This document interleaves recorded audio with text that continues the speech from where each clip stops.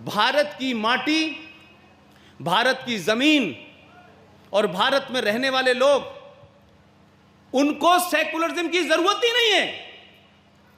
इस धरती में रहने वाला आदमी इतना सेकुलर है कि उसके उस सेकुलरिज्म ने आज से 800 साल पहले गुलामी उसी सेकुलरिज्म की वजह से झेली, क्योंकि उसने कहा तुम बाहर से आए हो तुम भी रह सकते हो, तुम बाहर से आए हो तुम भी रह सकते हो। उसने हर एक को जगह दी, लेकिन वो जितना खुद भोला था उतना ही समझता था कि दूसरा भी भोला होगा। लेकिन आज जो हालात हैं, वो जिन लोगों को आपने इस जमीन पर रहने दिया, जिस लोगों को आपने सोचा कि ये बाहर से आए हैं इनको रहने दो, ये भी अपने धर्म की पद्धति चलाएं, ये भी अपने धर्म की पद्धति चलाएं, वो आज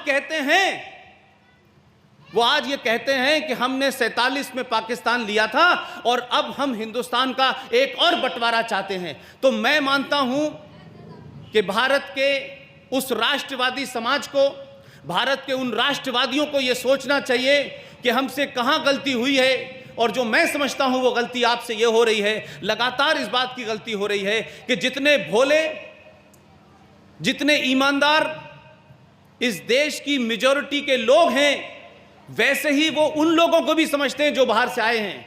ये दुनिया का एकमात्र देश है जहां 27 देशों के घुसपैठिए इस मुल्क में रह रहे हैं, जायज तरीके से और नाजायज तरीके से। और अभी हाल में आपने पूरे देश में देखा होगा कि रोहिंग्या मुसलमान उस देश से भाग के आए हैं। रोहिंग्या मुसलमान उस देश से आए हैं जिस देश का नाम है बर्मा, और उस बर्मा में उन लोगों की हुकूमत है जो अहिंसा में विश्वास रखते हैं। वहां हिंसा का कोई जगह ही नहीं है। उन जैसे लोगों को, ऐसे शांतिप्रिय लोगों को, उन लोगों ने कहा कि हम बर्मा के अंदर निज़ाम मुस्तफ़ा यानी इस्लाम की हुकूमत लाना चाहते हैं, नाफिज करना चाहते हैं, लागू करना चाहते हैं। जब उन्होंने उपद्रव मचाया तो बर्मा के उस शांतिप्रिय बौद्धों ने भी बहुत सहा। आपने तो 700 साल सहा, उन्होंने तो 2 साल नहीं सहा। और उन्होंने कहा कि अगर इस देश में रहना है तो जो कानून है, जो संविधान है, जिस तरीके से देश चलेगा आप रहिए। अगर आपने निज़ाम मुस्तफ़ा यहाँ बनाने की कोशिश की, आपने शरिया लागू करने की कोशिश की, आपने कुरान कंपलसरी करने की कोशिश की, तो आप इस देश में सुरक्षित नहीं रहेंगे। और इस चेतावनी के बाद जब वो लोग नहीं माने तो आप यकीन मानिए कि जिन्होंने बरसों से हथियार नहीं छुए थे, उन्होंने जब हथियार उठाया तो इतना मारा कि वो रोहिंग्या कोई फ्रांस में भाग रहा है, कोई जापान में भाग रहा है, कोई हिंदुस्तान में आके भाग रहा है। लेकिन बर्मा के अंदर उन रोहिंग्याओं का जो इस्लाम बसाने की, उनकी इस्लाम को नाफिज करने की जो उनकी इच्छा थी, वो हमेशा के लिए समाप्त कर दी। तो बर्मा जैसा छोटा देश कर सकता है, आपको किसने रोका है? आप किसका इंतजार कर रहे हैं? इस देश में जो ये मंदिर बना है, इस मंदिर की जो बात मुझे बताई गई, मैं आपको बता दूं 2-3 चीजें। ये तमाम लोग जो मंदिर की जगह घेरना चाहते थे, उनसे साफ साफ पूछिएगा, कुरान मजीद, शरिया, हदीस, उनसे कहिएगा कि दिल्ली से एक आदमी आया था, जो मैंने बताया है उनसे पूछिएगा। ये जो मस्जिद है, अब सुप्रीम कोर्ट ने ऑर्डर दिया है चंद महीनों पहले, मस्जिद धार्मिक जगह नहीं है, मस्जिद का इस्लाम से कोई लेना देना नहीं है।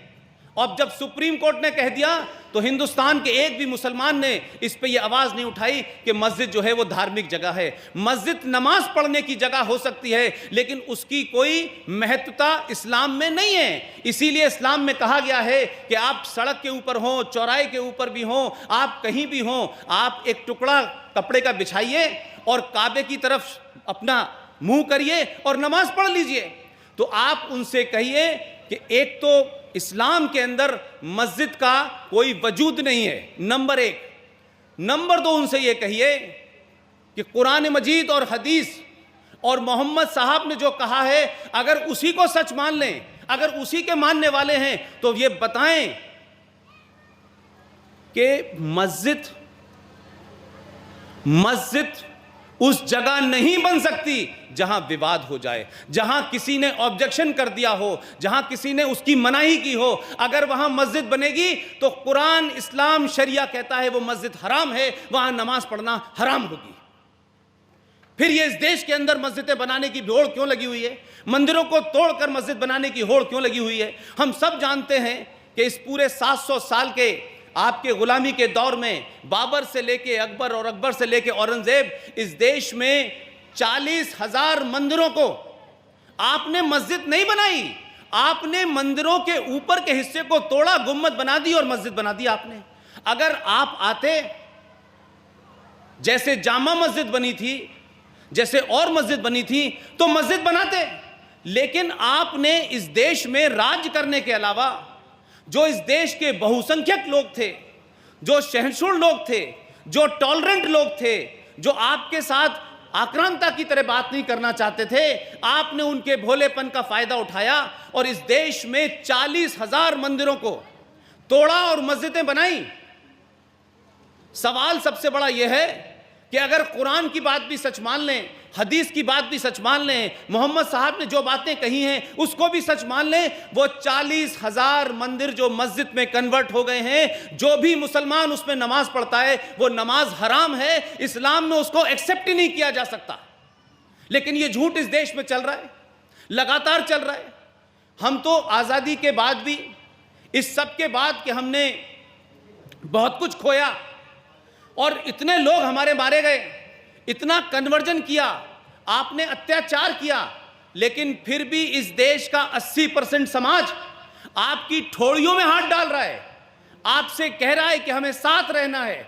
हम बड़े होकर भी कह रहे हैं, ये जानते हुए कि आपने 1947 में जो बंटवारा किया था वो धर्म के नाम पे हुआ था कि भारत का मुसलमान पाकिस्तान जाएगा और पाकिस्तान में जो भी कोई हिंदू होगा वो भारत आएगा। लेकिन हमने उस वक्त के तमाम सारे लीडरान ने कहा कि भारत हिंदू राष्ट्र नहीं बनेगा, भारत एक धर्मनिरपेक्ष राष्ट्र रहेगा, इसमें सब लोग रहेंगे। हमने वो भी माना, हमने वो भी सहन कर लिया।